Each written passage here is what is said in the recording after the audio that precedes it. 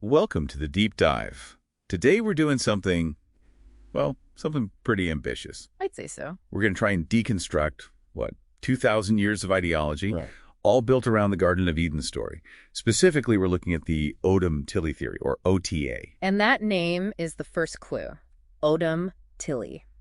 It literally translates to human language. Okay, so it's about language at its core. It's about how our language is tied, fundamentally tied to physical reality, not just a collection of abstract symbols. Right, and the traditional view, the one we all learn, it frames the Eden scene as the fall of man. Which is an incredibly powerful narrative device. And a politically useful one. It basically says you're inherently sinful. And because you're sinful, you need us to lead you. It's a justification for control. A system of intellectual obedience, really. Exactly. The source material argues that if you buy that premise, you're essentially agreeing that your own curiosity, your own drive to learn, is a sin. But OTA just flips that entirely on its head. It's a complete inversion. It argues that Eden, it wasn't about sin. It was a coded story about a revolution. A revolution of thought. The revolution of language and thought. The moment human consciousness really gained its sovereignty. Okay, so let's get into the symbols. If it's all inverted, what do they actually mean? The serpent, for a start. Great. So forget evil. The OTA theory identifies the serpent as a code for science. SCI. Science.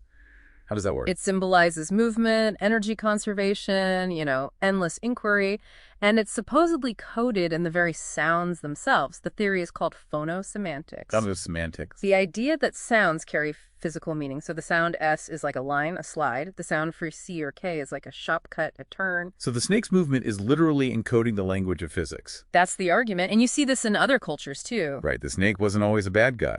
Not at all. Outside the Abrahamic view, it's a symbol of wisdom, of healing. Think of the rod of Asclepius in medicine. Or even the architecture at the Ulugbek Madrasa in Central Asia. The snake there symbolized the perpetual motion of knowledge. So why did that interpretation get buried so completely? Well, if you want to build a system based on obedience, you have to make the path to independent knowledge, the serpent, or science, look incredibly dangerous.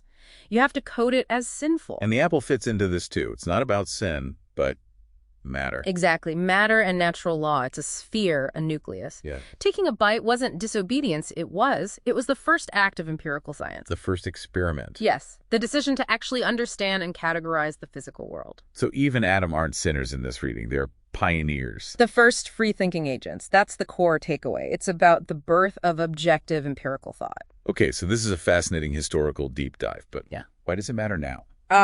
This is where it gets very relevant. The AI connection. OTA is a direct critique of modern linguistics. You have someone like Saussure saying language signs are totally arbitrary. And Chomsky with his idea of a pre-programmed syntax. Right. But OTA says, no, they're both wrong. It argues language is built from these phonosemantic elements. Sounds are tied to physical reality. Language it's grounded. Okay, so if that's true, what does it mean for the AI systems we're building right now? They're based on those abstract, arbitrary models. That's the risk, the critical AI safety risk. If you build an AI on a language model that is divorced from humanity's fiscal, empirical roots. It's ungrounded. Completely. It risks being disconnected from human consciousness, from judgment, from natural truth. How can an AI like that make reliable ethical decisions? And that must be why you don't hear a lot about OTA in mainstream academia. It's what the source calls a strategic silence, an institutional coldness. Because it would destabilize everything. It threatens the entire foundation of their models, both academic and theological. It's easier to just ignore it. What's so striking is how that old mechanism of control, coding inquiry as a sin. It's just been updated. It's mirrored today. Absolutely. We have a sort of digital Eden now. Mm-hmm. It doesn't use dogma. It uses cognitive overload.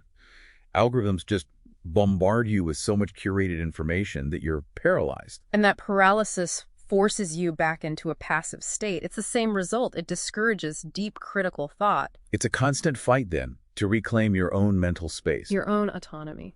So here's a final thought for you to take away.